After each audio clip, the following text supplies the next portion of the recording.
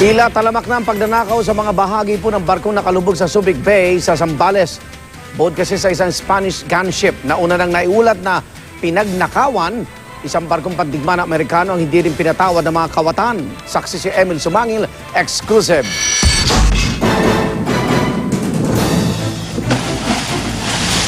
Isandaang talampakan ng lalim mula sa ibabaw ng Subic Bay, nakahimlay ang USS New York, isang armored carrier ng Amerika na pinalubog noong World War II.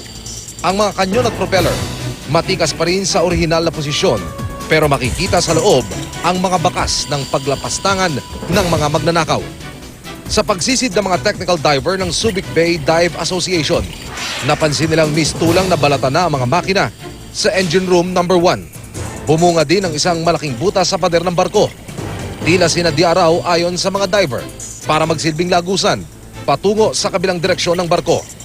Habang sa engine room number 2, tumambad ang tubong gawa sa tanso.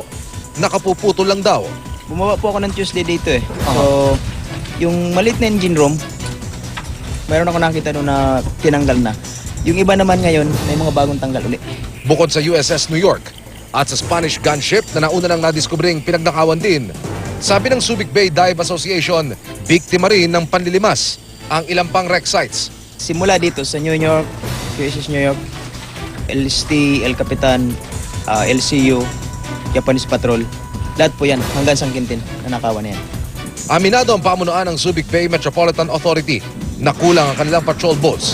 Nakipag-ugnayan na raw sila sa PNP Maritime at Philippine Coast Guard para makatulong sa kanilang pagpapatrolya. Babalangkas din daw sila ng mga pulisya para tuldukan ang nakawan sa ilalim ng dagat.